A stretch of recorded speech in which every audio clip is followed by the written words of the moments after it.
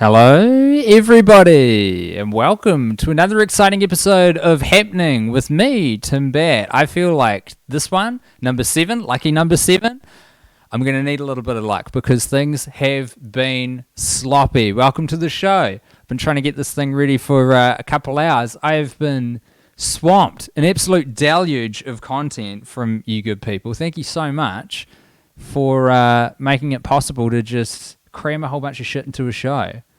If you want to get, that's not it. If you want to get in touch, there's a lot of ways that you can do it. And here are some of them on screen right now. The email is thisishappening@gmail.com. We've got a Instagram, Twitter, Facebook, Patreon. It's all go. My name is Tim Bat. I'm the host of this show, which aims to be a... Dang it. I'll sort the chirons out in just a moment. Everyone's favourite part of the show. Aims to put the art in party. We're having a good time. We're not letting any health situations or global situations keep us down too much. Because every now and then you got to take your mind off the news. Crack open a beer.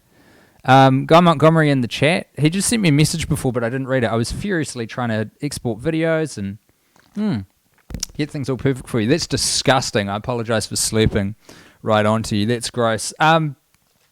Let's kick the show off with the important stuff up top. We need to check on our traffic cams today and see how everybody's doing for their commute at the moment. So let's just take a gander at that. All right. So we're looking right now at, what is this? Is this Wellington? This is Auckland. State Highway 16. Going northbound, that's looking pretty clear. Again, I just double check that the computer hasn't frozen. No, that's some live imagery we're seeing there. Good stuff. Okay.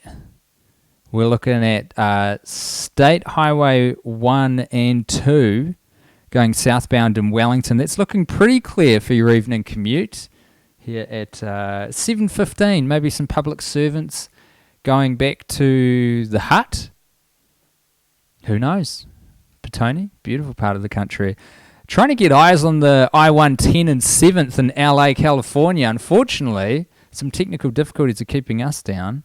Let's see if we can get you an up-to-date view now. Looking pretty clear, free-flowing traffic. It's a pretty easy ride home. Couldn't tell you what the time is in Los Angeles right now, but I think it's about, it's like 1 a.m. or something. And again, just trying to get eyes. Oh, that's actually the same cam, so we don't need to see that. Time to check on the chooks, most important bit of the business up top of the show. And very active considering this time of the evening. Can't actually remember what part of the United States we're looking at right now. But the chooks are looking pretty happy, pretty well fed and pretty clean. And those are the important bits.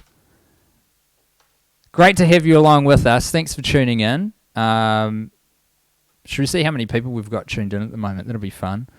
I am... oh man, I've got a very confusing setup today. Slightly more confusing than normal. And normally it's a bit of a nightmare, you know? Because this is just a one-man operation. It's very important that everyone remembers that, I think. Pray for Timbo. Hashtag pray for Timbo. But a huge show for you today, folks. My God, you guys have delivered with the content. I asked for some writing, and we've got a beautiful story that I'm going to be reading to you in 3 parts. From Kaira, who's a long-time fan of this show and other shows that I've done. People enjoying the jacket, that's good. I've got shorts on as well, but you can't see it because I'll just stand up once so you can see. That's the outfit today, folks. It got to 7 o'clock, which was kickoff time. And I was just in sort of, normal breezy editing attire. And then I had a look at the comments and some people were going, well, what's Timbo going to be wearing today? Got to put something on, right? So I rated the wardrobe and that's what I came up with. I'm just monitoring a few messages coming through from contributors in real time, folks. That's why I'm slightly distracted. And I've also done this weird bloody thing again with the, how do we get... Okay, it's OBS is a cool thing, a powerful thing, and a free thing, but my God, it's got a bit of a learning curve on it, doesn't it? Let's not let that get us down, though. Oh, this is important and bad that I didn't mention. The beautiful music that you were listening to moments ago as we were just getting ready to press the big red button and rip into things was Algal Bloom. That's the name of the album, and the band is Red Fez. If you look for Red Fez on Spotify, that'll come up. And that was contributed by Red Fez themselves. I think it's just a one-person act. And they assured me that that album had not been added to YouTube's Content ID system, so we won't get copyright strikes, which is fantastic. That's what we look for on this show. Last episode, I think it was last episode, happening number 6, we had this brilliant contributed piece from Gabby, who sent us an email explaining that she's a cool boss and she encourages her and her workmates. Well, she kind of does this with her workmates, I think. I can't remember if it's... I think she makes these, and because she's the boss, she's allowed to. But she basically has these animal factoid posters around the office, and we've got some more of them today, which is great. She's sent in not just one, but 2 more posters. Now, I can only see this in little tiny screens, so I've just got to open it up so I can read exactly what you guys can read right now, because I got to get on top of these things, you know. So these glasses look really cool, but they take away a lot of light. That's the thing of it. A secretary bird, a.k.a. the Sagittarius serpentarius, a.k.a. devil's horse. Long-eared beauties that are native to Africa are named for the distinctive quill-like feathers on their head. They have crane-like legs and have been known to stomp snakes and lizards to death. Secretary birds can fly, but spend most of their days on the ground and are the only terrestrial birds of prey. Incredible. I'm pretty sure that means they just stay on the ground. They don't do any flying. My word. Catch of the day. That was Beak of the Week, by the way. Catch of the week, sent in from Gabby, is koi, a.k.a. Jinli, a.k.a. I should have pre-read these. Nishikigoi, a.k.a. Serenius rubriferus. Koi descended from carp in the 1600s. Chinese and Japanese farmers bred carp in rice paddies and noticed some interesting colour markings. They kept breeding these colourful carp and eventually created the koi species. Originally bred for eating, but in the 1800s the fish started to be thought of as a pet. That's cool. Koi are a very hardy fish. Unfortunately, because of their bright colours, they are heavily disadvantaged against certain predators. Herons, otters, raccoons, cats and other animals are able to clearly see the colourful fish in outdoor ponds and can easily kill an entire koi population. It's very sad. It's kind of a mixed blessing, isn't it? Because they look so beautiful. Oh no, I'm back to Clark Kent. I'll get back to Superman. Oh no, it's vice versa really, isn't it? I guess this is Clark Kent. What if the thing of it is, and this is the learning at the moment, is that Clark Kent was the real Superman the whole time because he's a journalist. Speaking truth to power, you know? Superman's easy. You get super strength, you get your laser vision, you're taking down very simplistic one-dimensional bad guys. No one talks about how Clark Kent, the point might actually be that he's the real superhero of the show. I don't know. Keen to hear your thoughts? Drop us a tweet. Get at me. It's me, realistically, in the YouTube comments, which are going off at the moment. Secret Beetle's back, who has previously contributed some beautiful tarot card readings, which have been very helpful. Keep us on the straight and narrow. Let us know what's coming up. Hey, some good news as well about one of our contributors we're going to hear from soon, which is Simone Nathan. She got COVID. She does What's That Sound and then transitioned it to What's That Smell because she lost her sense of taste and smell. She's doing just fine. I've been chatting to her earlier today. She sent in another edition of her segment, which I'm looking forward to, and she wanted me to pass on that she's well on the mend. Still can't smell or taste anything, but you know, I reckon that's going to come back. I've got to share this. This got me. We've got so many contributed pieces of art on the show today, but none made my heart swell more than this picture here. It's a painting sent in from Jack. Just going to try and pull Jack's email up. Hey Tim, maybe don't read my full name, and regardless, I'll deny I was on any substances when I did this art. Please see attached. Cheers, Jack. And I looked at it and I was like, that's really gorgeous. And then noticed down the bottom left corner there, that is signed Jack, age 22. Just a fabulous bit of art. Really, you love to see it. You really love to see it. Now, speaking of art that's been submitted, I want to show and share with you some drawings from Emily. She's been working on this incredible... I know it's already on screen, but I'm going to show you this first. This is a time-lapse of Emily putting this together. Just fantastic. Emily writes, "Good afternoon. I'm Emily Mutter, a college student in Detroit, Michigan, USA. It took 7 hours. I only left my room for snack breaks. I'm going to spell this for you folks, UNCLEEMILE. So I guess that's Uncle Emily. That makes sense. It's Uncle Emily all strung together on Instagram. Let me get the pictures on screen. We've got some great snaps that she's taken of her work there. Although we live in hell now, it's quite a nice day outside, so I think I'll go lie in the sun for a while. The video attached is a time-lapse of me adding more flames in the background of the painting. Thanks for all you do, Timbo, for all of us. Absolutely my pleasure, Emily. Love dragons. I love a good dragon, and your one is sublime. Love a good time-lapse too, actually. So you've sent in the perfect piece of content for this here show. Really good stuff. Now, what I was going to do now is rip into a story, but before we do that, actually, I want to throw to our first little pre-prepared segment. I should probably put myself back on. Oh! This is a first edition of a brand new segment that I'm very excited to share with you all. It comes to us from a cool guy called Jermaine Ross, and I'm hoping I've added it in the system here. Oh, maybe I haven't. Maybe I haven't.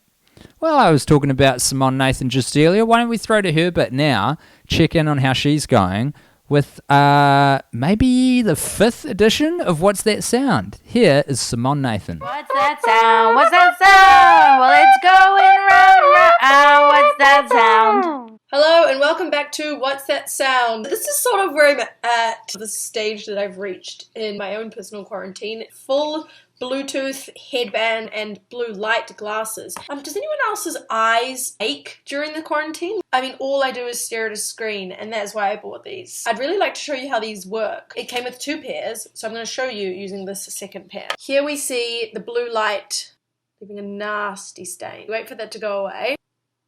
And now we're going to do the same thing through the glasses.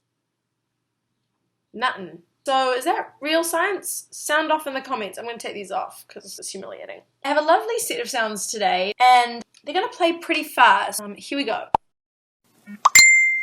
Facebook Messenger. Skype. Game Boy. Oh, I'm still wearing them.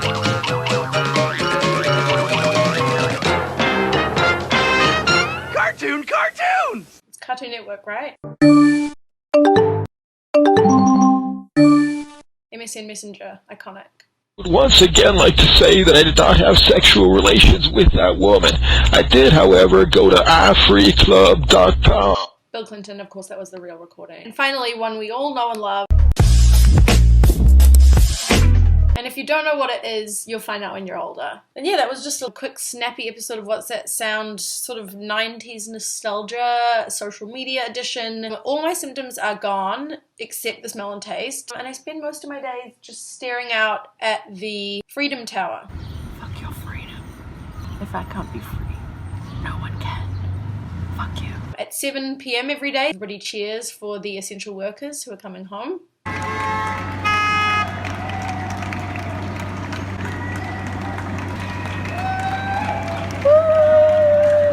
Thank you for joining me on What's That Sound, and I'll see you next time. That is Simone Nathan, who we all wish the very best. Man, she cracks me up. Who gets angry at the Freedom Tower? I love it. But it's very understandable, you know.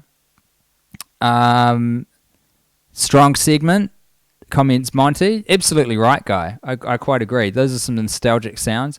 I thought she had slipped a little ICQ in there. You guys remember ICQ? I'm really revealing my age now. Before there was even MSN kicking around, there was this thing called ICQ.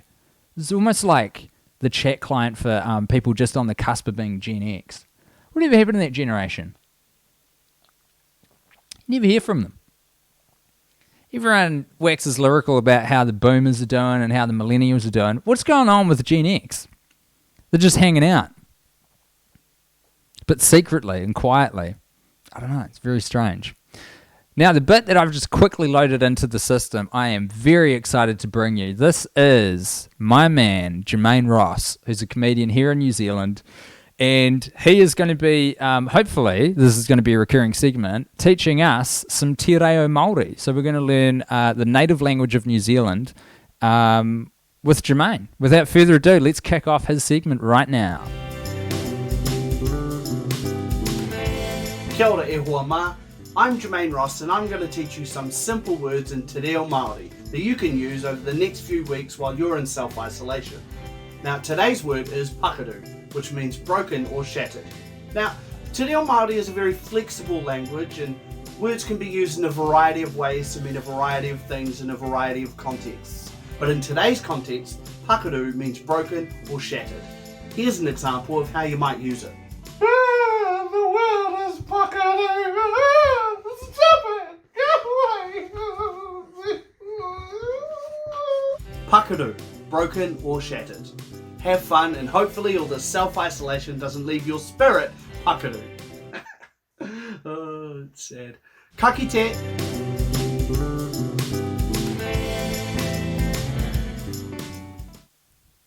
It's Jermaine Ross, a boost, and 1/3 of Frickin' Dangerous Bro, who have, well, at the moment, a great podcast. No one's doing live shows at the moment because we can't. But go look up Frickin' Dangerous Bro. 3 very funny Kiwis.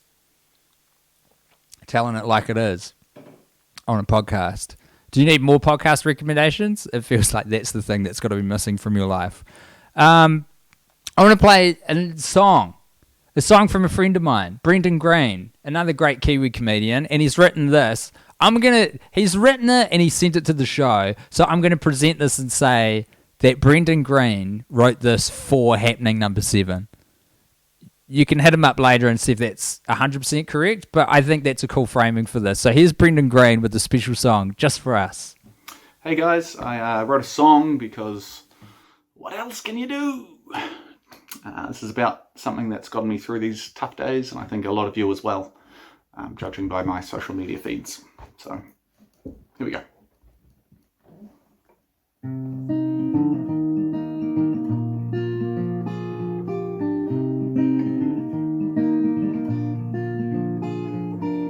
Went to the supermarket, had to wait outside. 2 meters between me and the other folks in line. Waited half an hour to get in one at a time, but I would have waited an hour more for that isolation wine. Isolation wine quiets down my mind. Isolation wine, I'm drinking more than any other time. Getting tipsy in the day with ISO wine. Went for a walk up the middle of our street. No brum brum cars, just the patter of our feet. Glasses in hand and red stains on our teeth. I could have laid right down and gone to sleep. Thanks to isolation wine, makes my body feel fine. Isolation wine, drinking more than non-quarantine times. Flatten out that curve with ISO wine.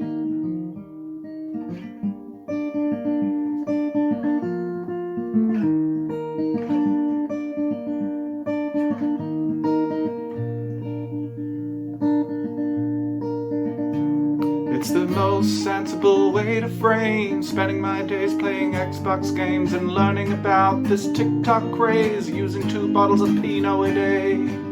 It's not a healthy way, but I'm doing it for your grandma, so you're welcome. Isolation wine makes my body feel oh so fine. Isolation wine, I'm drinking about the same as non-quarantine time, but I've been flattening out that curve. I'm the hero you deserve, using sparkling brewed cafe. You're welcome. Just doing my bit. Just doing what we can. It's all we can do. Cheers. That is Brendan Green with ISO Wine, a song just for us. I hope you guys can still hear me. For some reason I can't. Oh, I know why I can't hear myself. It's because I've got someone on Skype ready to go. By the way, you got to like Brendan Green. He's very funny, very talented, and as you can see, a gifted musician to boot. Right now, it's time for some slick fucking titles to bring on my next guest.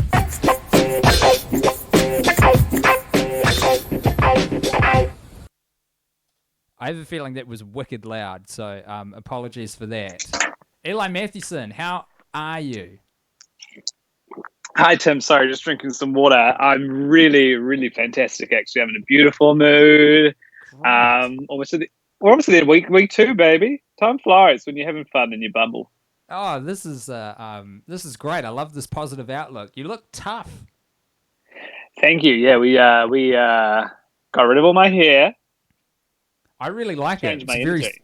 You've got a great head. Not everyone's got a good shaped head, so they can't pull off like a buzz cut or just getting a good old trim showing off the noggin. But you've got a great shaped head. Yeah, thanks. The bad bit is actually at the back, so there is a bad part of the skull that Oh, go definitely is not aided by the. Well, I've just got quite like a big bump coming out the back. Oh, I see. That's cool. Just a bit of character, from profile. isn't it? Well, it's for extra brains. Exactly. It's like Cindy Crawford's beauty spot. Is that little Exactly. beautiful little bulbous bit of your skull out the back? It is a lot like Cindy Crawford's beauty spot, and many critics have said that. Eli Mathewson, you are bringing us the Daily Wank Review, which has been pseudo-daily. It's been regular, though, that's for sure. And they have waxed and waned. Not all of them have been great. But you've had a critical eye, especially lately, on these masturbation sessions that you've been participating in. What's the latest? Yeah, well, viewers will know that I decided to really kind of research the craft of writing a review, and I got into some Roger. It was the last one, kind of like was very sassy. It was quite harsh on that particular wank, and so I've gotten feedback. People want the wank review to be a bit more positive, so I have taken a bit more positive stance, but no less forgotten the craft of the review of how to write beautiful text. So you ready for it? Yeah, absolutely. All it takes is one beautiful wank to make you believe in the craft of masturbation again. Tonight's tender, vulnerable, and graceful wank was such a rich experience. Its beauty would not seem out of place were it painted on the roof of the Sistine Chapel. From the gently cradled balls to the lavender and amber scented candle, from the meticulous attention placed on the perineum to the exquisitely curated lighting, from the perfectly paced movement from base to shaft to the lubed up pinky in the butt. This is the sort of self-pleasure that critics like me dream of receiving. It brought to mind many of the great wanks. Sgt. Pepper's Lonely Hearts Club wank. Wanks in the Key of Life. My Beautiful Dark Twisted wank. Goodbye Yellow Brick wank. Hounds of wank. And, of course, my favorite, What's the Story? Morning wank. What Happened Tonight should be displayed at the Louvre and streamed during every ad break, like the government's COVID instructions, as itself a further COVID instruction for past, present, and future wankers to witness and learn from. but also it should not be shown to children. Today's wank receives 5 out of 5 comes and brought a tear to this critic's eye. Wow. Yeah. 5 out of 5, a perfect score. And not just that, but it had huge artistic merit by the sounds of it as well. Yeah, I'm touched. I mean, you could tell I was in a good mood at the start of the call, and now you know why. Ah, that is fantastic. What I like about this as well, Eli, is that you actually hold up with your partner, right? Yeah, and we are not allowed to have sex because the first wank review, we weren't sure if we were going to be bubbling together. Uh-huh. He wasn't here. And then since then we have bubbled together, but obviously, yeah, he's got it. We cannot touch each other. And is this for the integrity of the segment? The duty of the segment. And Wow. actually, fuck you for exposing the fact that I'm living with my boyfriend, because you really destroyed. This adds to it. It doesn't take away from it, but I do apologize for exposing you, Eli. No, expose me. I like to be exposed. The thing about happening is it's all about truth, my man. So the more truth, the better. And the truth is, you're wanking and you've got a partner. You've got your cake and you're eating your cake. And then you're masturbating into the cake, and then you're giving us a succinct but still beautiful and artistic review. Yeah, I'm icing the cake with cum. I'm serving it with some cum on the side. I'm eating the cum-covered cake. So YouTube will take us off if we putting it in play the fridge. 8 seconds of fucking Oasis or something. But it's just good content. Look, I keep this up. Would you like to... And YouTube's like, and mind you, have you ever thought about going far right? Do you have any parting words for the dear watchers who are live, and maybe people who are watching Happening Number 7 at some point in the future as well, Eli? Anything you want to impart? Well, just like, first of all, whether you are in the bubble with a loved one or someone who potentially could become a loved one over the course of the 4 weeks or more if you're overseas, still pay attention to the wank, because it is so important to take a moment to yourself, to treat yourself, and to serve yourself up a lovely cum-covered cake with 100 candles, because you're 100% deserving. A beautiful sentiment. Thank you so much, Eli. Goodbye. My pleasure, your pleasure, our pleasure, self-pleasure.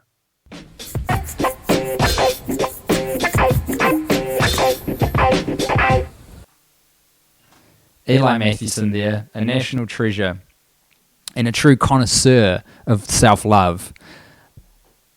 Now, as I alluded to earlier, we've got a beautiful story that has been sent out, which I've divided into 3 parts from Kaira, and I really hope I'm saying that right. I specifically asked for a pronunciation guide, and I hope I'm saying it right. Thing is, this is going to be hard to... I'm not a great sight reader, you see, folks, and I was going to have it on like a tablet or something right here to make it easy on myself, but I've gone promo because I ran out of time.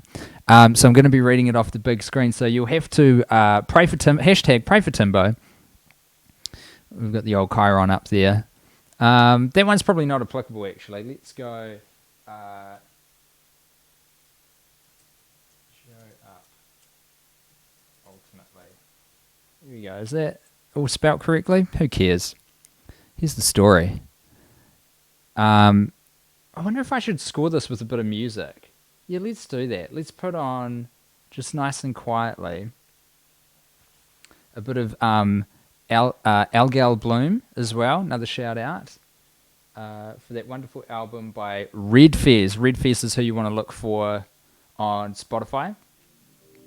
Just bring up a bit of backing track. I think there's some vocals on these, but I'll just keep it nice and quiet. Just a little something to have as a bed, you know. It takes me back to my radio days. Villa Adriana is home to some of the most magnificent Roman ruins within a stone's throw away from Rome. The city of Rome is, of course, full of ancient obelisks, centuries-old marketplaces and bygone places of pagan worship. The catacombs located directly outside the city walls are so expansive that some of the slower tourists spend their entire vacation meandering through the tombs, just trying to find their original tour group. Even the Aurelian walls surrounding Rome, considered the new city walls, date back to the 3rd century. You cannot walk a block without tripping over something so monumentally ancient and historically important that it makes most of the historic sites in the United States look positively futuristic. There is plenty of history here in the heart of the ancient empire, but after traipsing around every ruin in Rome, you have not quite got your fill of old... Did I miss a word? If, after traipsing around every ruin in Rome, you have not quite got your fill of old crumbly stacks of rocks, a trip to Villa Adriana may very well satiate you. Villa Adriana is located approximately 30 kilometres east of the centre of Rome. This translates to what is roughly a 30-minute car ride, or for some unfathomable reason, a 2-hour bus ride. I decided to take the bus route for 2 reasons. The first is that the landscape between Rome and Villa Maria is quite lovely, with urban grime turning to suburban sprawl, which gives way finally to a beautiful pastoral landscape. The second reason is that driving in Italy, especially in and around Rome, is quite treacherous. If you must drive in Italy, it is always best to drive toward Vatican City. If you make it without any major fatal injuries, at least you know who to thank. Getting to Villa Adriana, even by bus, was not without peril. As a long-term traveller in Italy, I tended to sleep very little, opting for late nights drinking wine and early mornings drinking espresso. One major and unanticipated consequence of this was that I developed minor but inconvenient narcolepsy. At some point during the 2-hour bus ride, I dozed off.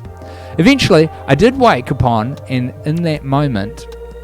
I did wake up on, and in that moment I tried to work out where I was geographically in conjunction with the bus stop for Villa Adriana. For some reason, I had not brought a transit map.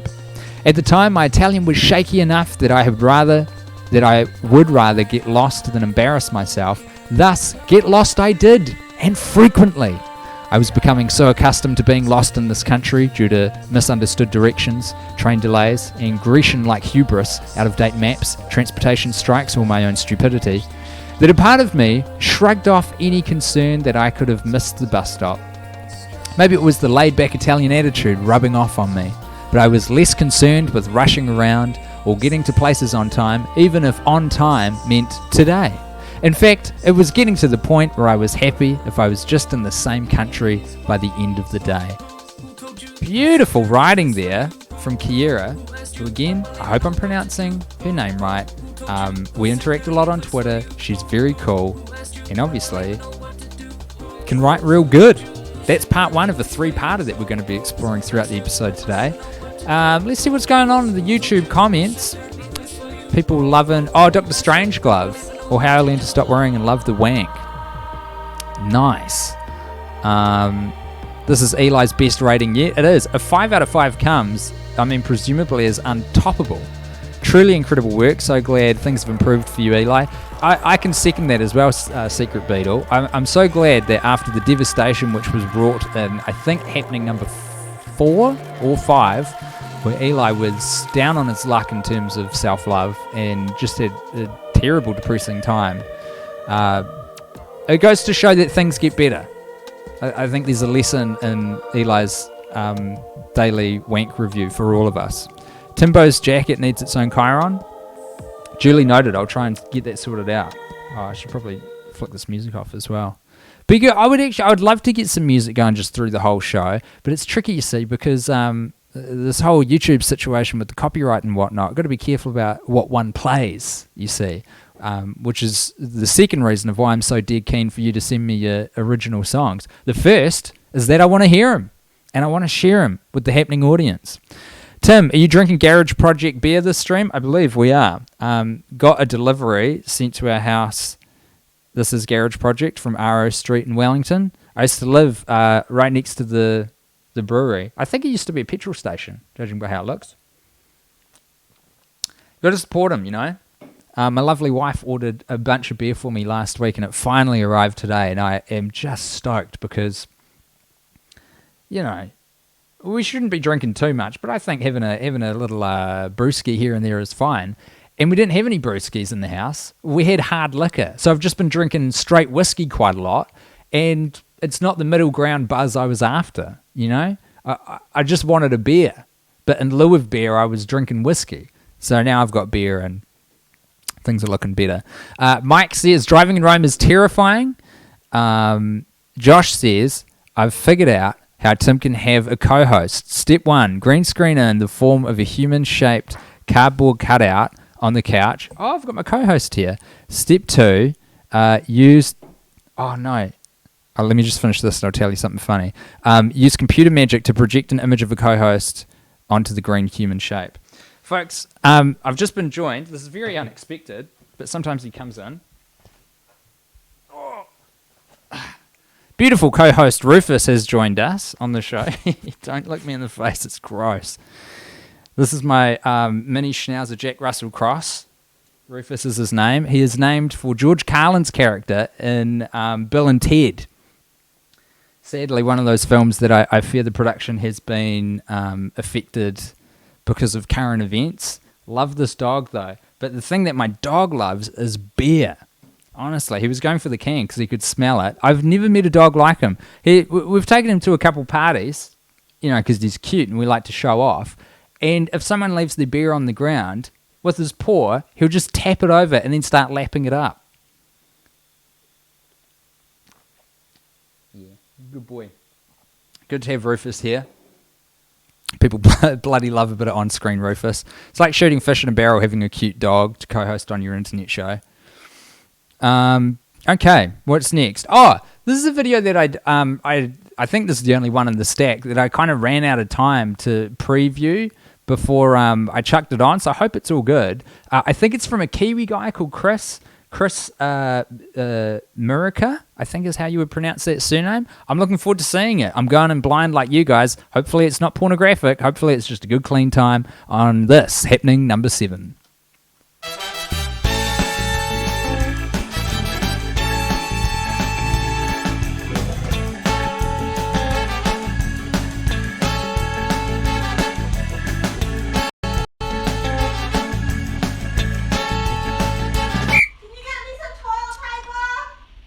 Hey guys, I hope you're having a great day. It's Chris here. Today we're going to play a little game of I Spy, and the rules are pretty simple if you haven't played before.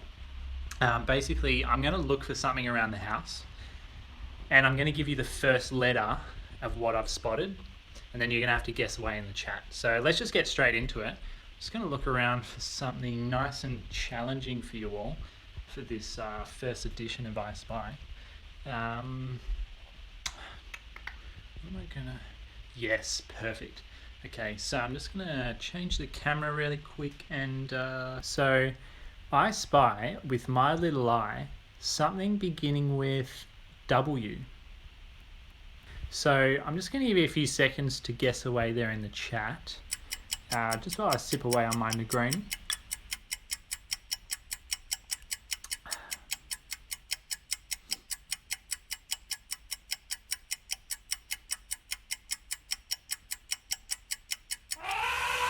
So the answer I was looking for was winter growth rings.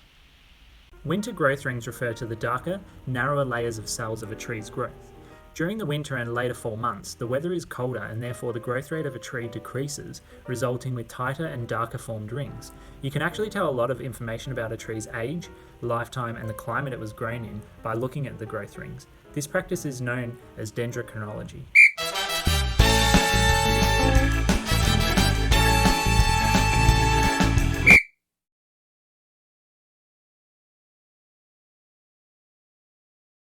Hot damn. That was awesome.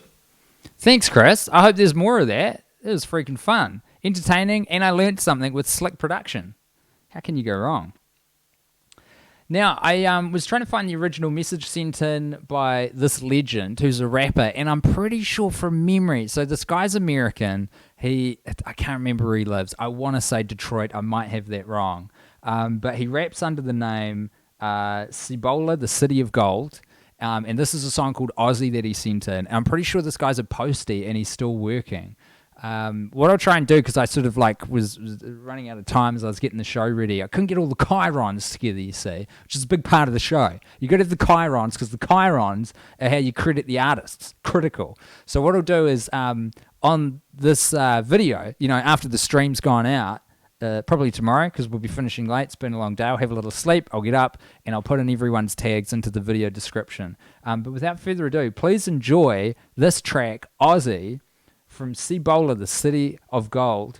And you can look him up on Bandcamp.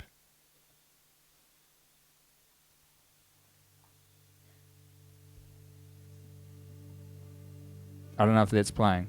I'm going to try and make it loud.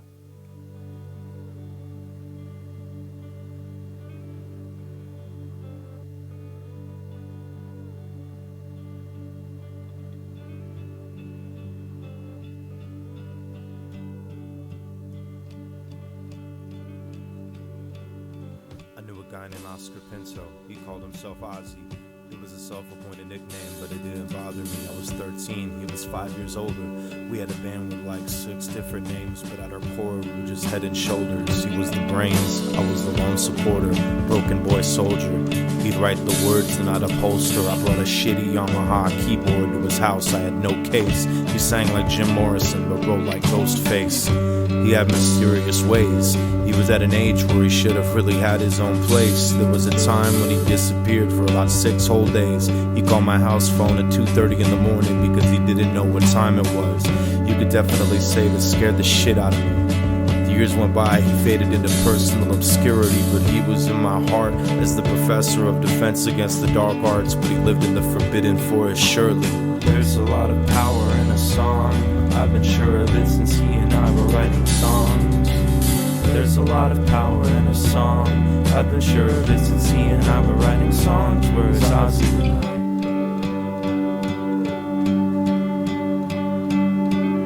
Where is Ozzy tonight?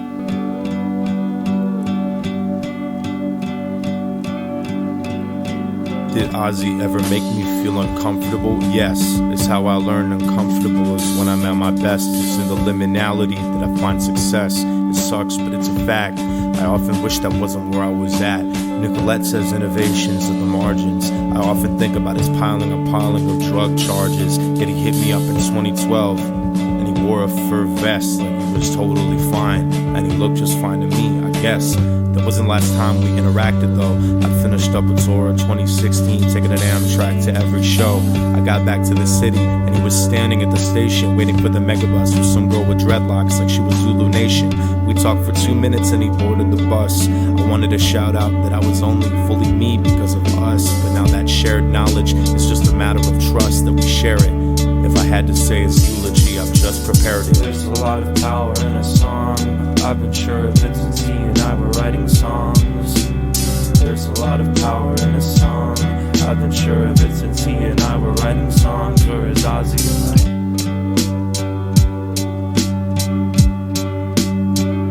Where is Ozzy tonight?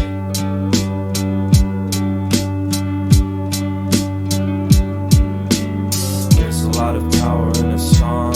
I've been sure of it since he and I were writing songs. There's a lot of power in a song. I've been sure of it since he and I were writing songs. Where is Ozzy tonight?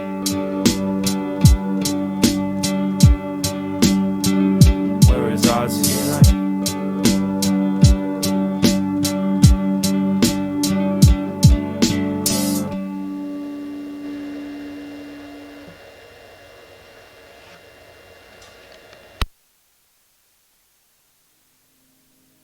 Is this thing on? Fantastic. Back to me. How good was that? A dude just sent in an email. I didn't find the email, by the way. Just fired in like a message saying, "Hey, been watching the show, really like it. I do some hip hop. I'm a rapper, and here's a track of mine that I'd love for you to play." It is freaking good. I really like that. Let's chuck that Chiron back up. The hesitation is because I don't know if I'm saying it correctly, because I don't know what the reference is, but Chibola, City of Gold. That's how you spell it, and that's where you find that talented individual on Bandcamp. If you dig, throw him a buck or two, man. People struggling out there. Plus, he's probably an essential worker putting his gosh darn body on the line to get the mail out right now, unless I've misremembered what his job is, which is entirely possible. A lot of love in the YouTube comments for Chris's bonus segment there. I quite agree. Bloody brilliant. People also enjoying the keyboard cam. Keyboard cam's where it's at. I totally understand why you like keyboard cam. This is fun. You know, you see a little bit of what we've got going on here. And actually, Rufus is still here. My doggy co-host is just underneath my legs.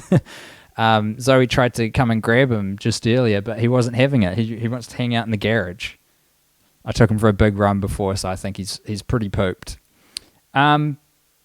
Okay, I don't think I've played this yet. Yeah, I think we're good. So very soon we're going to have a great game, which I want you to mentally ready yourself for. Actual Movie or Cheese Dream with Alexander Jones. We're going to be playing that soon. But right now, we've got the latest edition of a great segment from Aice Soper, an incredible woman who hails from Wellington and is trapped in isolation by herself, who is incredibly passionate about women's sports and is also going slightly insane, being holed up by herself, not able to play footy. So, this is the latest edition of her segment, Mad Skills. Kia ora whānau, Aice Soper here, another episode of Mad Skills. Thank you for tuning in. We've had a bit of a mishap now that we're in self-isolation. This here is out of control, so sorry about the snapback. Won't be embarrassing myself with that anymore. Anyway, we're going to have a look today, open up the toolbox, see what's in there, and learn how to ruck like a girl. Let's do this. Your options at ruck time are only going to be as good as the tools that you have to hand. So what do you have that you can throw at this mess? But different jobs need different tools, so the first thing you need to do is assess the picture that's in front of you. What's your opposition doing? Do they have hands on? Do you need to break a Britney in order to secure your ball? Let's talk breaking Britneys. You need to get in, get low, break those arms, and wrap that body up. Mad skills. If you arrive at the date too late and the little halfback's already got hands on, a rip and roll is going to be your best option. But cannot stress enough how important it is to get low and around armpits. We can't be breaking necks out here, people. That is not a mad skill. Now, a really key skill at ruck time is to chase your feet. You don't want to be flopping all over a mate like I will be post ISO.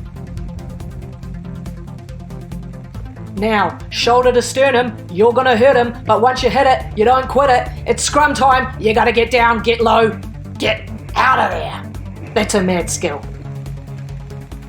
Right, so that's been another episode of Mad Skills. Hopefully now you have the confidence to ruck like a girl. Let's keep sharpening those tools, We've got a lot of time right now to be building up that toolbox so that when comes the time, we've got the right tool for the job. Nailed it. That's Aice Soper. Definitely worth a follow right there. I think she's got the same on Twitter and maybe Instagram as well. Definitely worth a Twitter follow if you enjoy women's sports and left-wing politics. That's for sure. Right now, though, time for a great game here on Happening Number 7.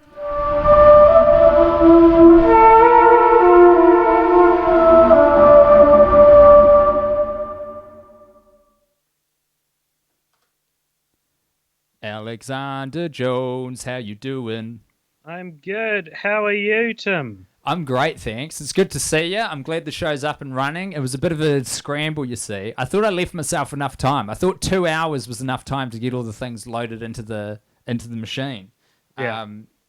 But you know, we're up and we're running. It's a good thing. Good. How's your lockdown treating you? It's all right. Because most of my diet pre-lockdown was fast food. I've had to cook for myself a lot more nights in a row than I think I ever have in my life. You getting creative?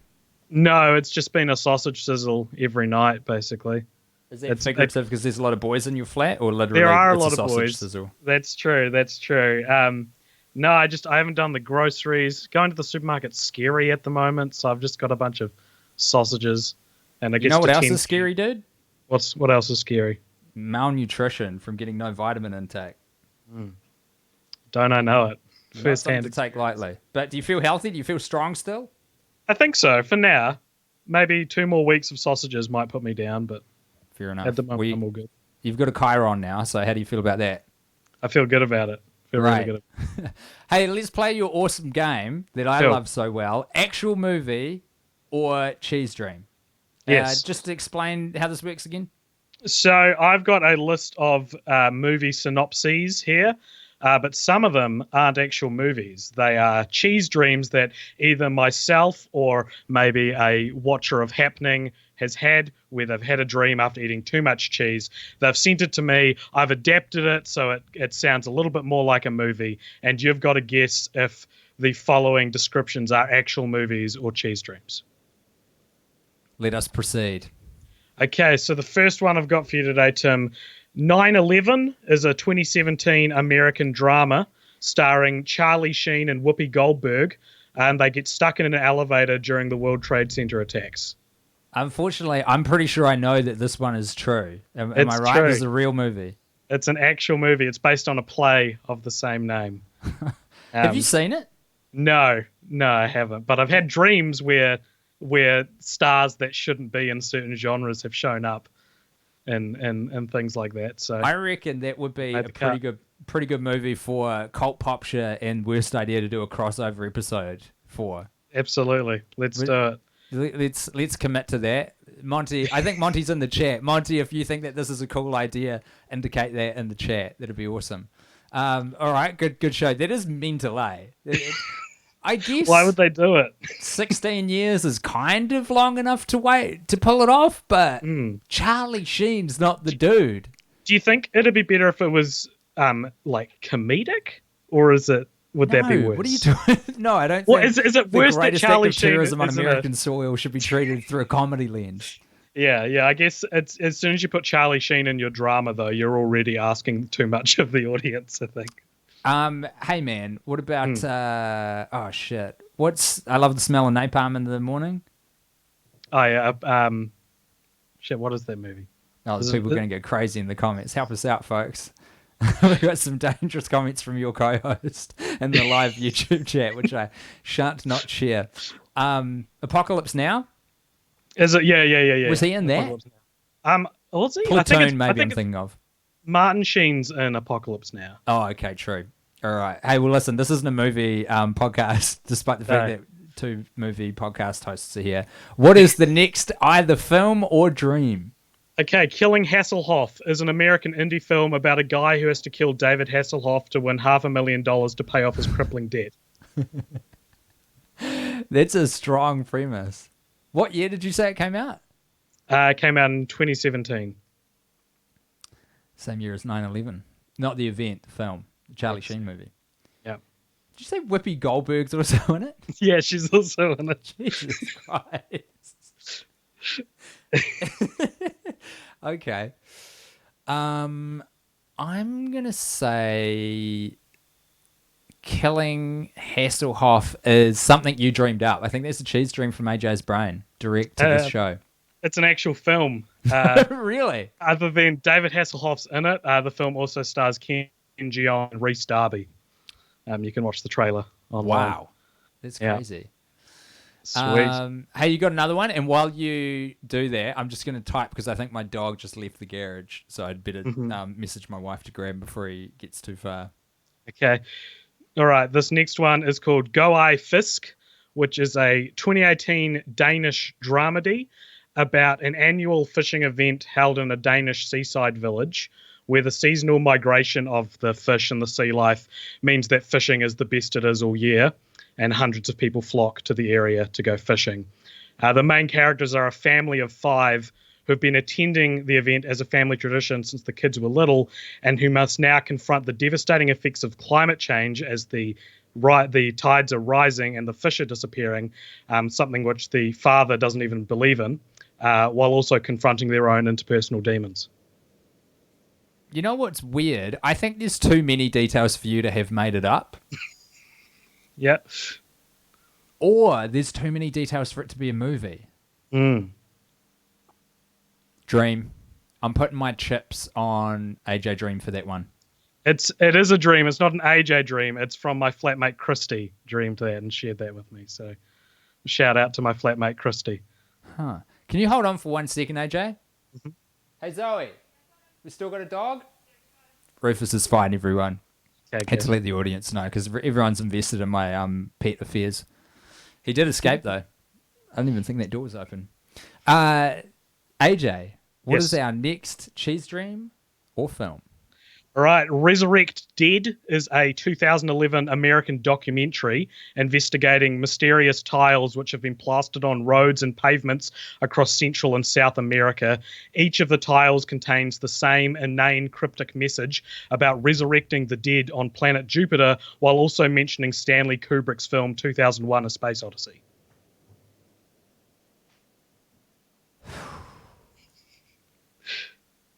What did you say the title was again, champ? Resurrect Dead.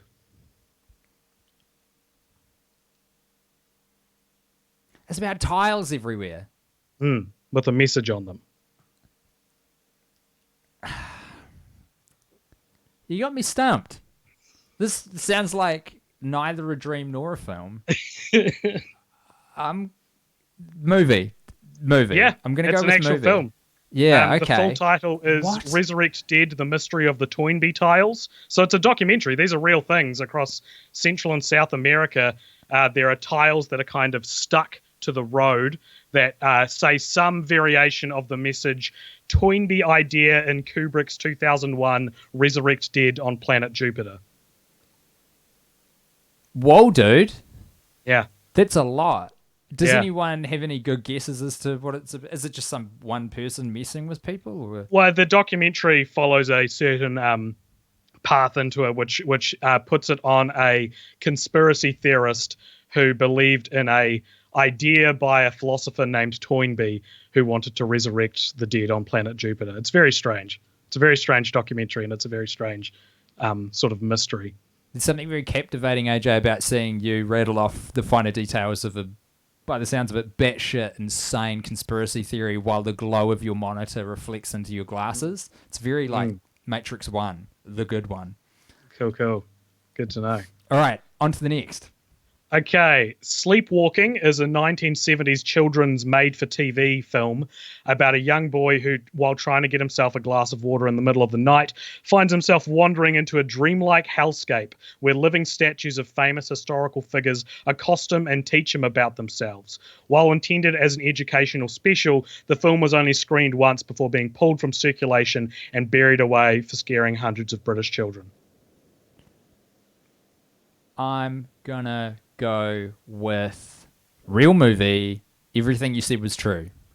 It is a cheese dream emailed in by Zach Mullane, who watches the show. So shout out, Zach, if you're in the Zach's a comments. contributor. Zach sent something in. I apologize. I've forgotten off the top of my head what it was, but it was probably good. Oh, you got me, Zach. Shit, what an incredible brain to conceive of such a thing.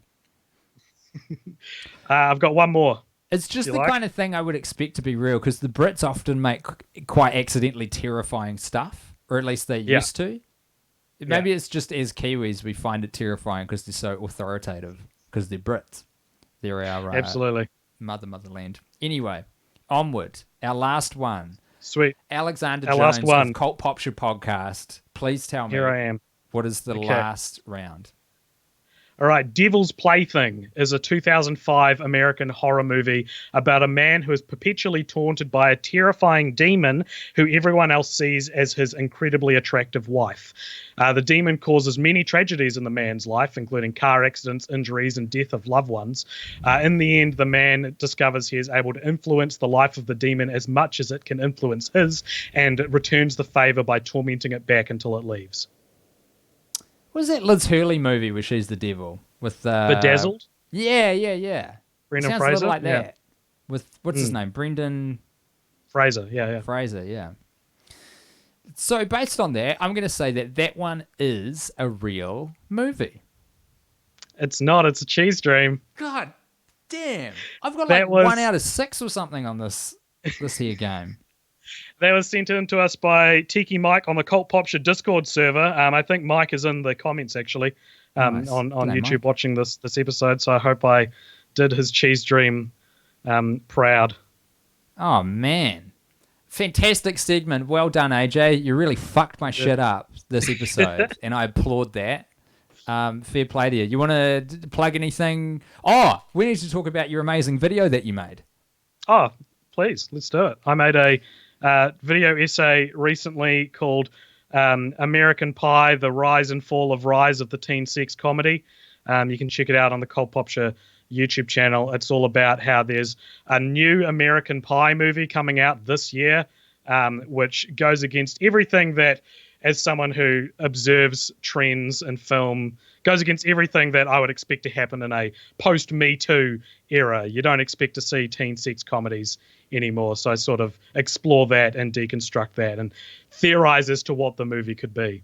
I cannot speak highly enough of this video essay that AJ has put together. It is tremendous. He kept tweeting out, I'm finishing the edit. I'm almost finished the edit. I'm exporting. I've had to re-export the video. It's 18 minutes long, and you've filmed like whole cool kind of dramatization segments in the world of American teen sex. Yeah. Like, it's such good work. AJ's thanks, just a man. dude in Christchurch rocking around making stuff, man. Very And cool. I can say we shot it before the self-isolation quarantine was put in place. So if you see it and be like, this is a scene at a school prom, there shouldn't be this many people around. We got in the weekend before the lockdown. Nice one. Great Put in timing. place. So. And it's not just us saying that it's good. You've got coverage in, like, AV Club did a write-up about it.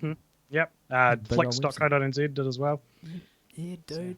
It's very, very good. Thank you, AJ. All the best, and we will catch you on the next edition of Actual Movie or Cheese Dream. Bye-bye.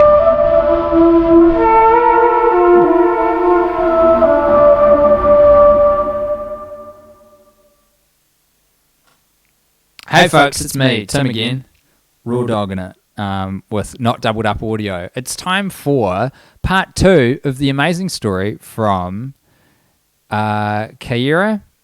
Again, every time I wince because I don't know if I'm saying it correctly in spite of getting a pronunciation guide. Part 2. Finally, I found myself at the end of the line, the only passenger on the bus and the only American in a 10-kilometer rate. I like that you're American and you're using the metric system. Can I say that? Very cool. The only American in a 10-kilometer radius with the driver glaring at me from the rear view mirror and what turned out to be a perfectly fine Italian. In perfectly fine Italian, I still managed to sound like an absolute idiot when I asked if we had passed the stop for Villa Adriana. The answer was, yes, we had. I did not feign surprise, I just looked at the driver embarrassed. Don't worry, he said. The bus turns around and goes back down the same road. Actually, I'm not even sure why he said don't worry. There might be a friendlier recollection of him than he merits. I was comforted that at least I didn't need to figure anything out other than sitting tight and waiting for the shame to drain out of my cheeks. By the late morning, I stumbled from the bus onto a minor intersection on the outskirts of modern-day Tivoli, and getting a stiff head nod from the driver via the rear-view mirror. Tivoli sits at the base of the Apennine Mountains to the east, settled in a valley and circumscribed by the Aice River to the north. The Aice, probably saying that wrong, river eventually meets up with, there's so many names here, Tiberia, better known to English speakers as the Tiber River, which winds through Rome before meeting with the sea. From the bus stop, I walked down the long hill until I reached a large parking lot. I will never know what the entrance to Villa Adriana looked like in the 2nd century when it was first constructed. But today, the entrance looks a lot like any standard visitors centre, complete with a model of the estate as it was originally constructed. As far as I could tell, the semicircular visitors centre is completely unoccupied by visitors, artefacts, or employees. Villa Adriana seems to be a sort of an afterthought for the Italian tourist industry. Is it just a little bit too far away from the centre of Rome for most tourists to get easily? Oh, it is. There wasn't a question, it was a statement. It is. And the place itself isn't well publicised. For Italians as well, the monument seems to be somewhat forgotten. Not only is the visitors centre depressingly understaffed, the excavations don't seem nearly as active as, say, the ones in Naples. For every rock in Pompeii, there are a dozen archaeologists drooling and sweating nervously over it. But here, the archaeologists believe that the vast majority of Villa Adriana has yet to be undiscovered. That leaves lots and lots of rocks, statues, fragments, pathways, mosaics, and other ancient miscellaneous still to be uncovered. Buying a ticket to the historical site is always the most daunting part of being a tourist for me. This is because buying a ticket anywhere is an admission of ignorance, and buying a ticket to a historical or cultural site is an admission of foreign ignorance. It is not the cost of the ticket that hurts. It is the cost of admitting I do not know something about some place. I grabbed a map against my better judgment and immediately put it away in my backpack. In my backpack. I think there's a full stop there.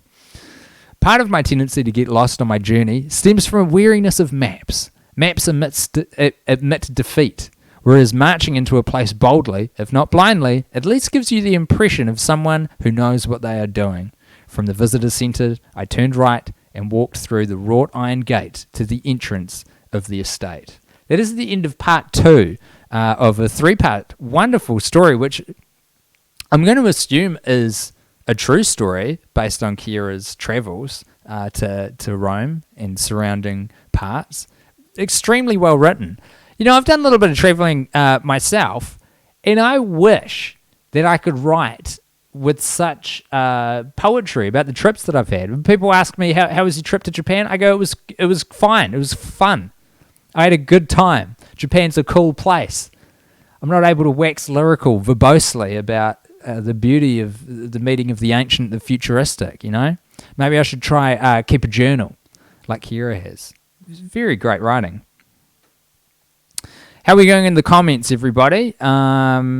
We've got over 50 viewers live with us at the moment, forming the Happening 7 community, the live community. Sanjay Patel, I haven't heard Guy in chat for a while. He must be on the internet still spreading his pro-COVID-19 viewpoint. Look, I won't get involved, is what I'm going to say. I'm not bringing it here onto this show. I'm not getting involved with all that. The thrilling conclusion is next. Mark, you're absolutely right. Mark Mansfield, who has contributed some wonderful animations, I think. He sent us some really cool titles. And from memory, actually, and this is a great time to bring it up, Mark was the one who created this fabulous contact graphic featuring 5 different versions of my face spanning the first 5 episodes of Happening. Here's how you can get in touch with us. Submit your art. This is happening@gmail.com, at happening_show on Twitter and Instagram, facebook.com/thisishappeningshow, and patreon.com/happeningshow. Could I get the same tag on all of them? Obviously not. So they're all a little bit different, adding a level of complexity which is going to weed out the true believers from the fair weather Happening fans. You got to stick with. You got to get those URLs correct to get in touch with the show. What do I want to play next? Sanjay Patel, famous for his regular segment Bottom Gear, where he just kept reviewing different aspects of his 99 Mitsubishi Sprinter, which, to be honest, I hope makes a return in its old form at some point. I just want to see more of that fabulous car. But right now, Sanjay has brought us a brand new little bit of video content called Quarantined Footballer. Here's Sanjay Patel.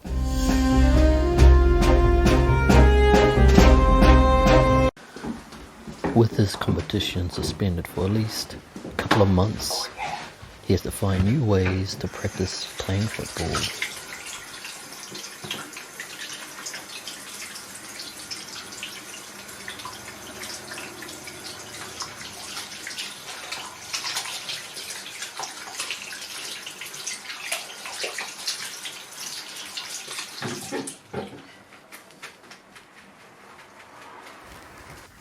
There's 2 things I like doing. It's playing football and can't do those 2 things, but what I can do is play as Forest in FIFA.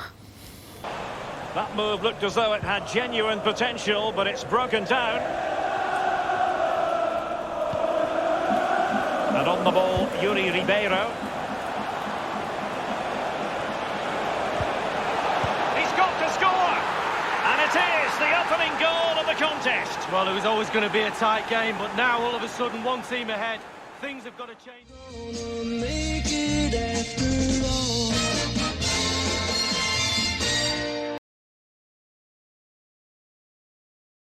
I got too distracted by how cool that video was, and then also sending out some tweets. There's something about hearing the Mary Tyler Moore sting at the end of anything, which is so good. I should put it on the... I've made a soundboard. I never use it because it's tricky to do things this way. Do you know what's going to be incredible? If this show persists after the lockdown and there's more than one person in this garage with me, I mean, fuck, can you even imagine what would be possible with another pair of hands in here?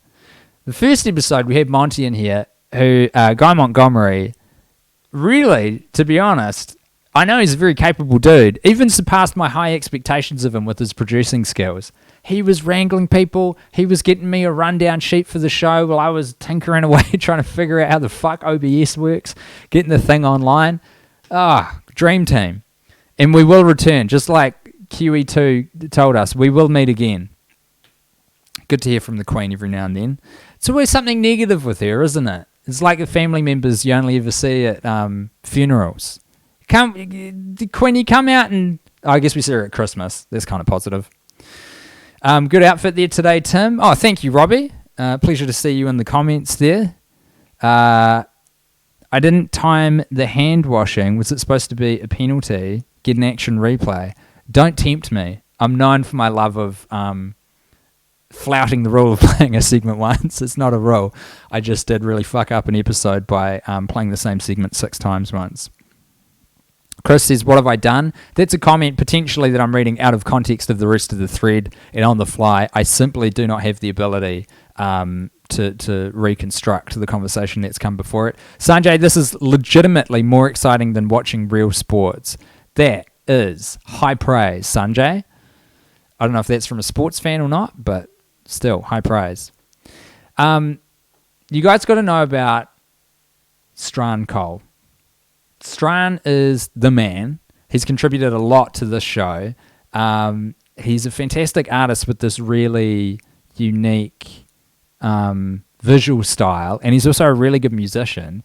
And combined with Steph, his partner, I can't remember if they're married, I think his partner, they've made a really cool short little segment for us today called Self-Improvement Dino. So show your enthusiasm for the bit and let's goad Strahan and Steph into making more of this because I really loved it. Here's the first, hopefully, of many Self-Improvement Dino. Hi. I wanted to tell you about my new digital sticker chat. I needed to work on something to get my bedtime habits.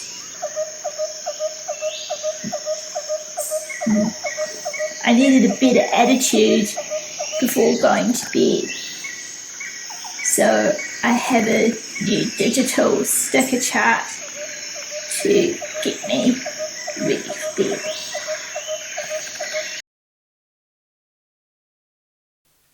Isn't that a nice vehicle to get some life advice from?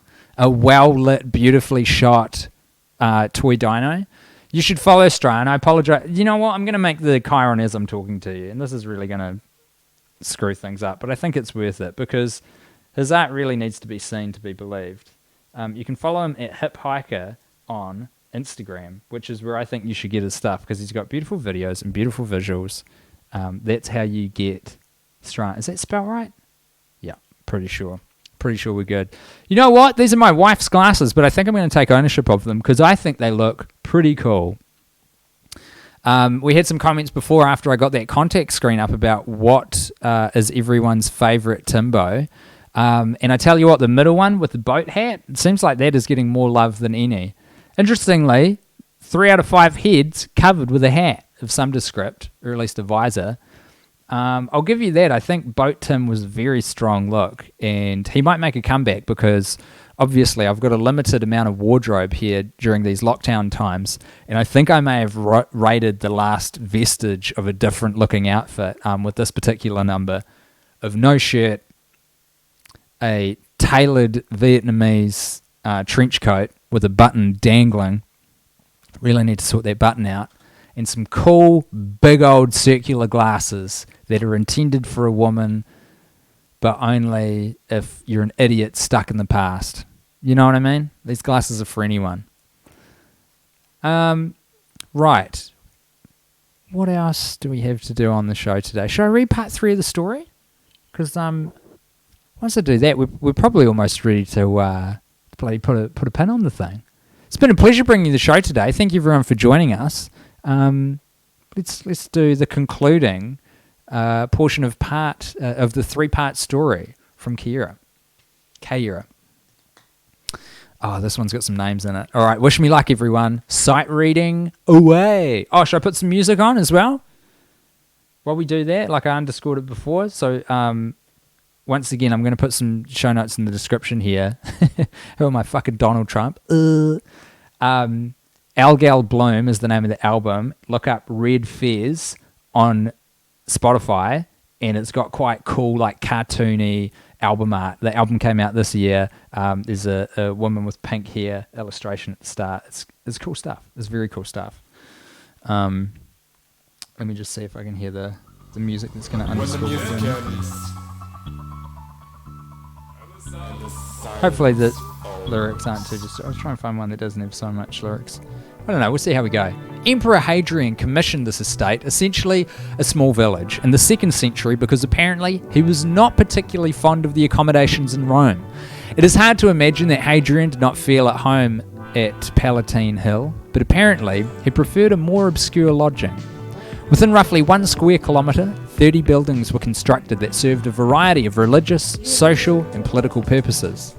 Although Emperor Hadrian is not completely unknown, he certainly does not register among Caesar, Nero, Marcus Aurelius or Constantine.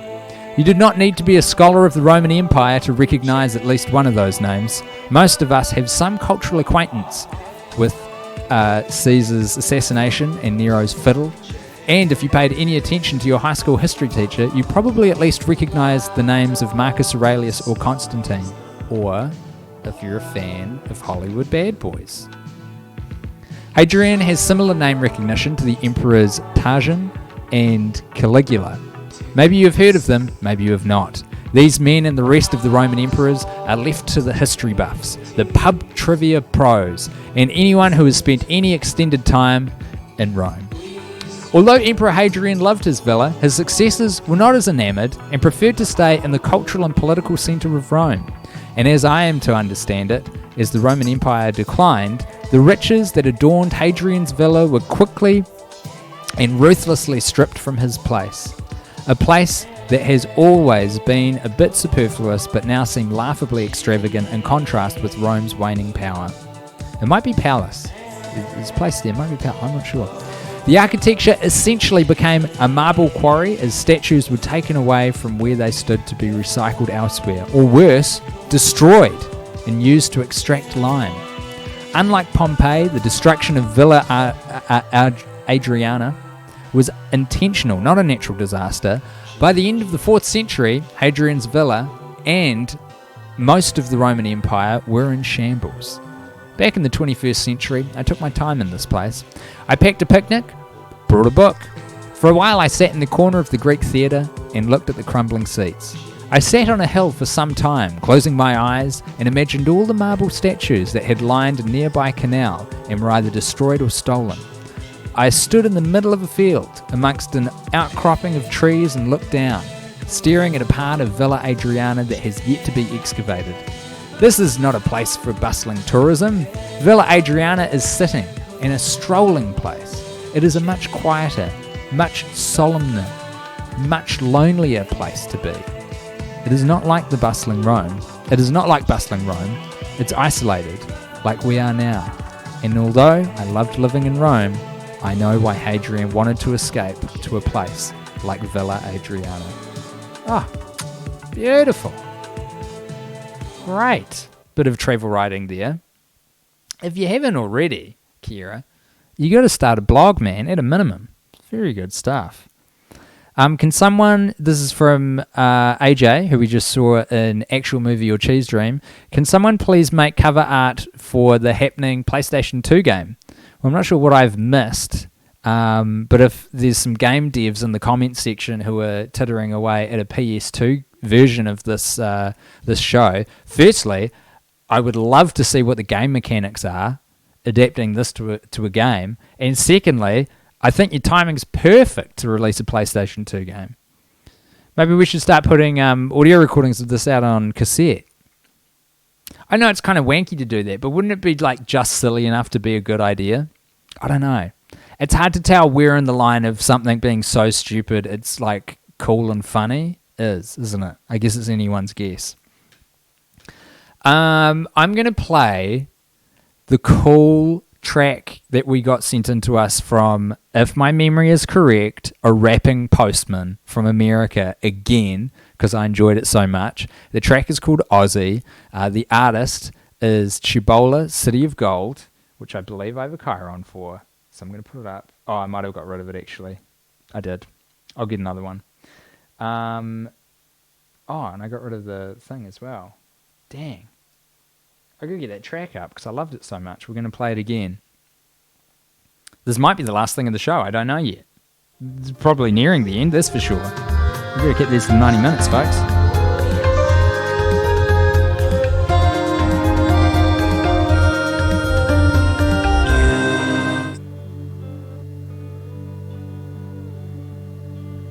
I see what I did. I had a couple of things playing.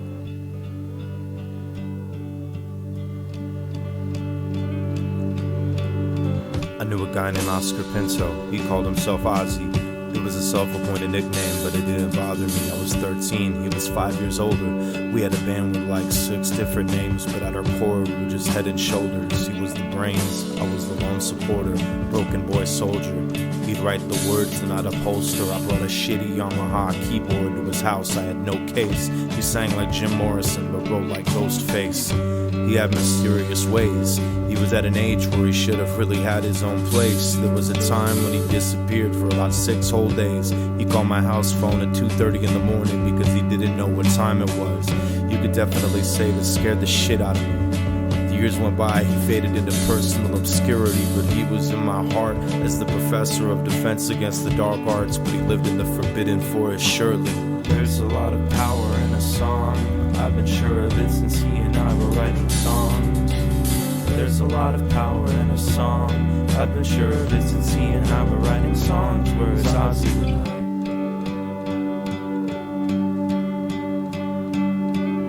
Where is Ozzy tonight?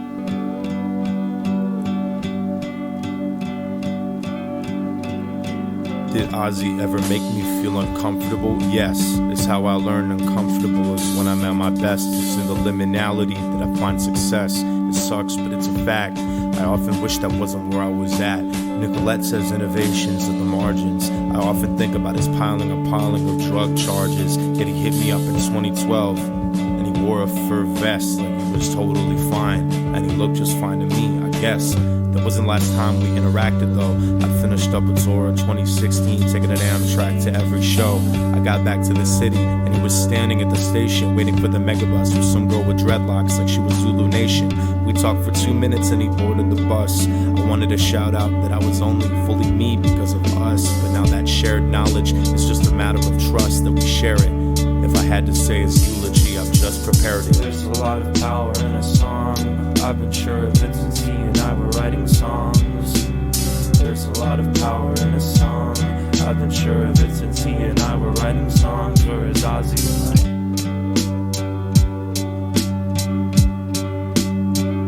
Where is Ozzy tonight?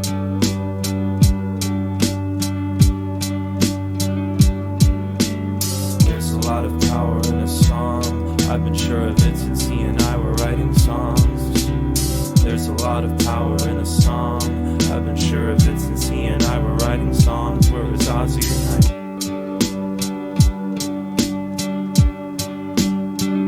Where is Ozzy tonight?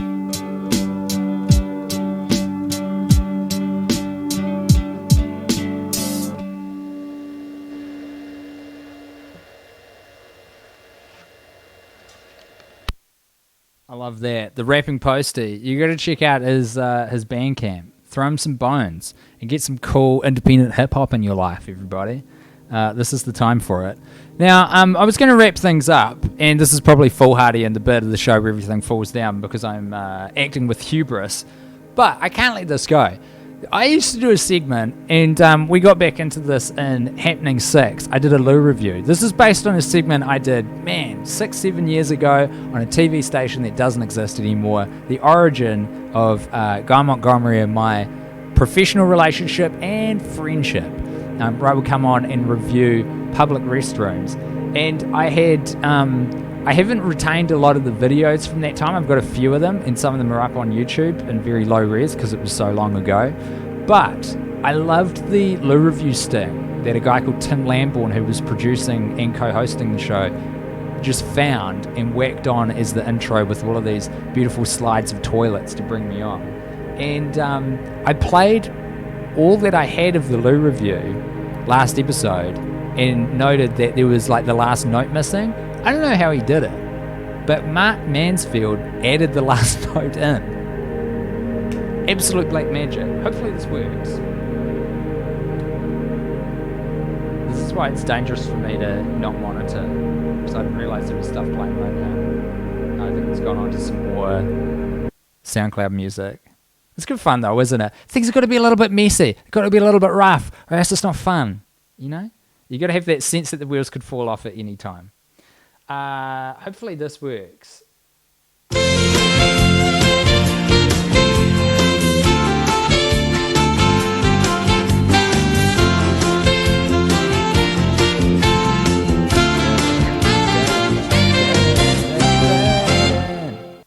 Honestly, I'm not sure if Mark tracked down the original track or how that happened, but just phenomenal work. Truly, hashtag blessed to have that. I didn't download a lot of the images, but... Oh, and is my screen run out of battery? Hefty operation we got going here, but someone did tweet in, desperate for me to review their toilet, a man called Jack Donovan. I don't have his message in front of me, but I do have the image, which I'm trying desperately to figure out a way to get on screen for all of you now. Because you know what? Once a loo reviewer, always a loo reviewer. I would be derelict in my duty to not assess the relative merits of someone's shitter at this stage of the game. Now, where are we? Loo review. Picture. Okay. Everybody, I need you to get eyes on this. I'm going to take the glasses off. I don't want you to freak out because I need to let a little more light into my eyeballs so I can see what we're dealing with here. All right. Oh, gorgeous. Look at the trim on that mirror. You kidding me, Jack? Jack Donovan, you are the 1%. I mean, it's probably not gold, but it looks like gold. It's so ornate. Sort of I don't know, is that Art Deco? Does anyone know? I don't know. That basin, though, looks tiny. This is, it's not Trumpian, I won't go that far, but this is a bathroom with pretenses to be above its station. It's obviously tiny if you actually pay attention to the dimensions. Like, look at this basin. This basin is like a third the normal size of a basin. But it's got this beautiful ornate mirror that just hits you when you first walk in, so you forget how small the room is that you're in. A little bit of exposed piping. I'm not averse to it. Bit of masterful plumbing that's gone on there. Tidy job. I'm into it. Nice ventilation shaft next to the toilet. Of course, airflow being paramount for when you're having a hefty session and don't want to share it with the rest of the home. I'm going to go out on a limb and call this... I'm not going to get into the specifics, but in my heart of hearts... It's a 4. It's a 4 out of 5. It's a high score. It's not perfect, but it's a high score. I wonder, because I got sent a whole bunch of loos to review that I didn't get a chance to, and for the life of me, I just cannot remember where I put it. By the way, I've just got an email in from the author of that beautiful 3-part story. I'm going to put something else on screen. Just while I chat. Oh, why don't I put the contact details on? No? Is it going to work? Apparently not. Here we are. Kira said, nothing to plug, no social medias that we need to shout out, but she did say, I work for museums, plug museums. They are in desperate need for support right now, especially the small ones. I literally don't know how we support the museums, but I want us to. There's so many important cultural institutions that could be falling by the wayside at the moment. Now, while I was scrambling around in the dark looking for these other loo reviews, I did put on Twitter a few moments ago which Tim is the best Tim on this infographic. Boat Hat Tim, Hello Sailor Tim, I Like Tim in the Tank. That's from Wank reviewer Eli Mathewson. Boat Hat Tim had some powerful energy, but Happening Number 1 is a very strong contender. Actually, Happening Number 1, me in a dressing gown being poorly lit, did get a bit of play in the live comment section as well. But definitely Captain Tim seems to be an early front runner, that's for sure. The gold trim on the taps look exactly like the ones in my childhood home. That's so sweet, Tom. Some comments on that toilet that we had up just before. Let's see if I can maybe track down some of the submissions, because I put the word out for reviewing toilets a while ago, and I got through a fair amount, but not all of them. So maybe I can just put those on screen. Let me see if I can figure this out, folks. This is... Oh, we've had some absolute nonsense going on here. But hopefully if I've got a screen that's battery operated. Sounds insane, doesn't it? The battery has run out, but I've got another battery. And if that battery's got any juice, I'll be able to do the loo review. That one's got no juice either. Okay. It's fine. Persevere. I'm not gonna say die. I'm gonna say we're doing the goddamn loo review. Okay, here we go. I think I've figured this out. Wonder if I can just make that a bit bigger. All right, folks, let's do some on-the-fly loo reviewing, shall we? In fact, I'm so excited about this. Let's kick off that theme.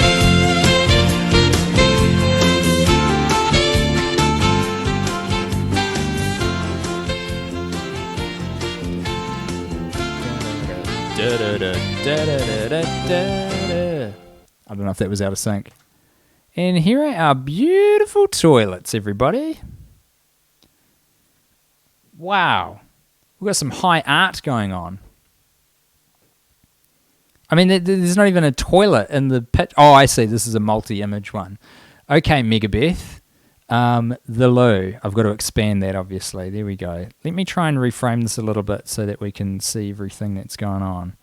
All right, then a bit better for everyone. Okay. Gorgeous loo. Beautiful art. Even in this image, which I think is prematurely cropped down the bottom, I can see that the requisite cleaning implements are on hand. Great to see. Clean as a whistle, I might add. Your basic white on white. Nothing fancy going on. This isn't a bathroom like the last one we saw with Dreams of Rising Above Its Station. This knows what it is, but it's not afraid to have an artistic flair. If you'll cast your eye into the top left-hand corner, you'll be drawn to the vanilla sticks, which are trying to drown out any of the pooey smells. And it's just that attention to detail which has earned this toilet a 4.5 out of 5 from me. I really like it. I really like what's going on. But there's a part 2. Maybe I shouldn't be so hasty. This is the view from the loo. Trademarked. That is cool. It kind of looked like a crucifix originally to me. It's like a Rorschach test, isn't it? What does your brain do with that image? But that's cool. So you're sitting down on the throne, put your phone away, hashtag look up, and we've got not just nature, but some really cool paintings. Looks like watercolors or something. Great art direction. I'm sticking with my 4.5 out of 5. My decision is final. Sent to us from Brian at the Strawberry Field in County Kerry in Ireland. I'm guessing that's a restaurant. That is trippy, man. I'm not crazy about the bucket, and that's going to lose a 0.5 point right away. And I don't know what it is, but there's something about the geometry of that toilet brush which is just wreaking havoc with me. That said, I love the strawberry, and that is our main feature. This toilet gets from me a 3.5 out of 5.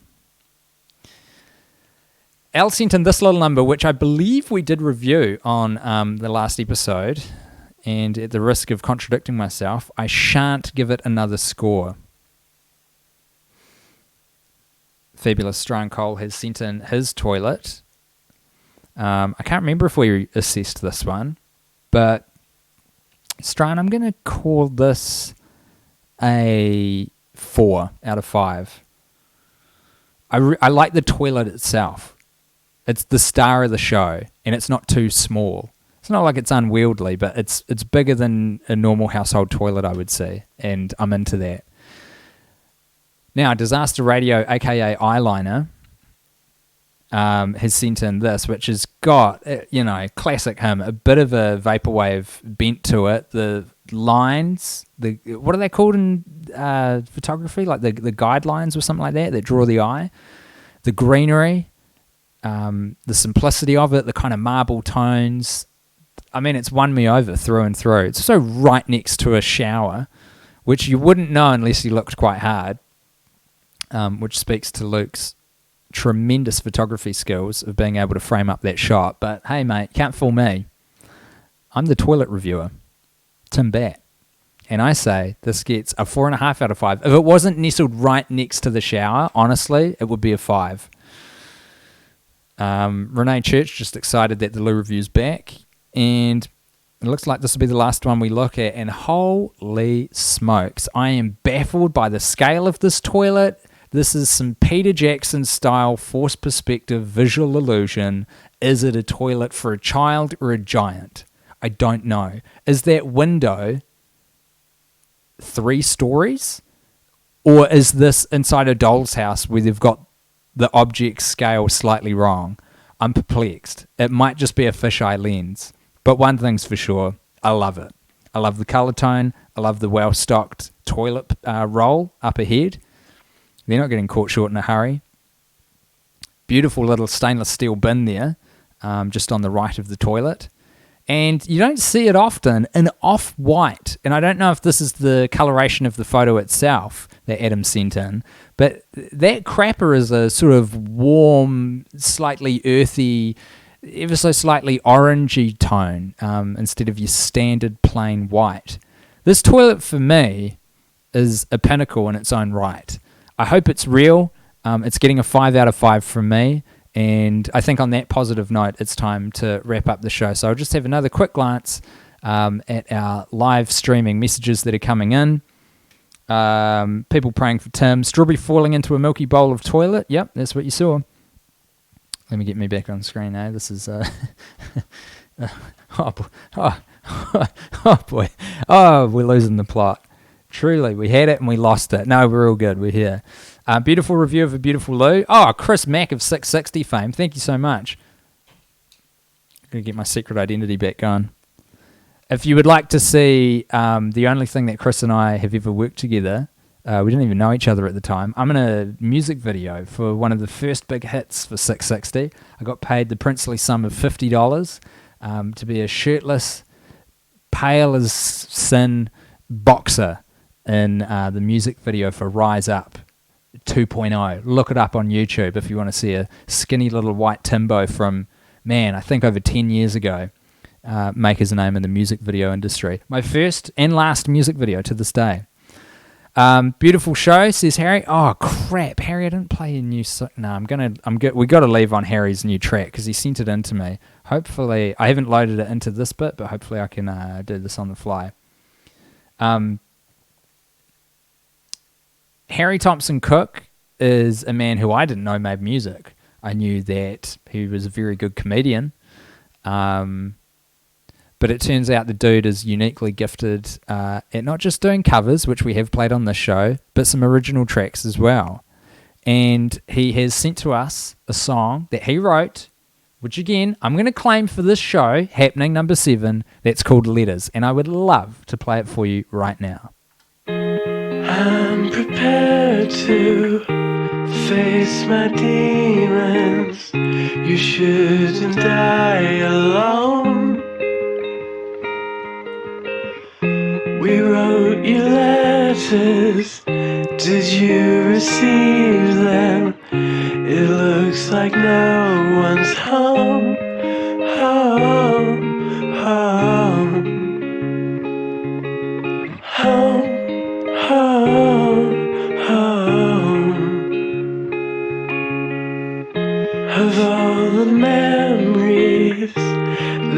we cling to. How did it feel to go? I hope you're out there in the ether. I hope you know you're loved, loved, loved, loved, loved, loved.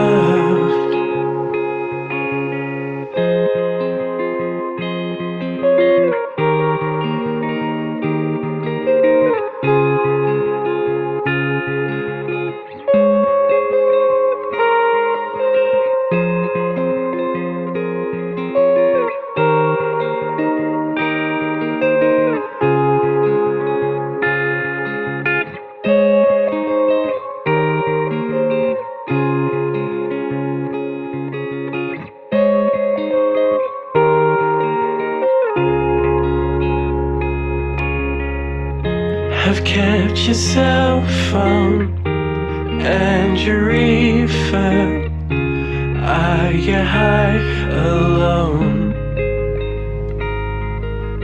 I fall asleep to the sounds of people, people I don't know, no, no, don't know. No, no.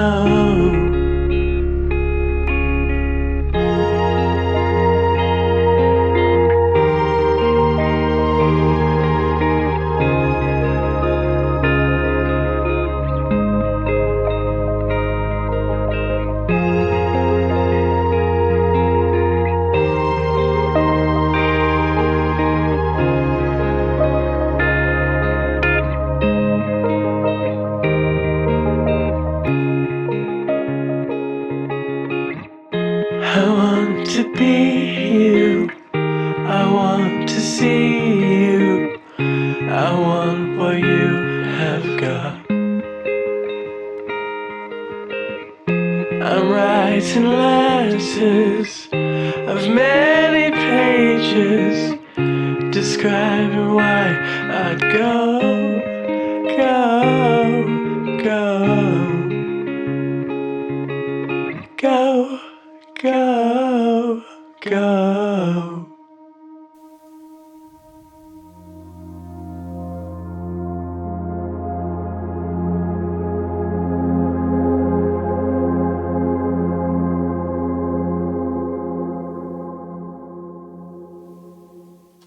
Shit, dude. That's Harry Thompson Cook. Too talented, if you ask me. Save some for the rest of us, bud. Also, he's in the comment section there, so get a load of that guy.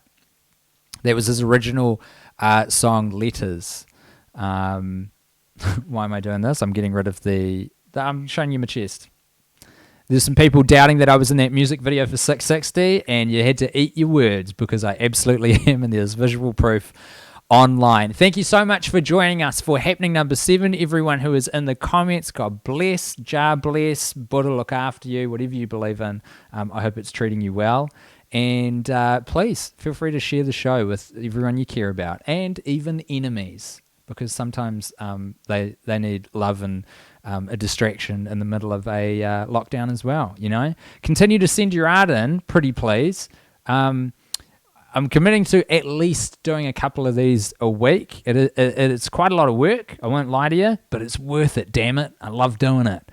So continue to send your work in. This is happening@gmail.com. I'm talking music. I'm talking short stories. I'm talking funny little sketches, little videos, whatever. As long as it can kind of get our mind off of darker things for a little bit, I want it from you.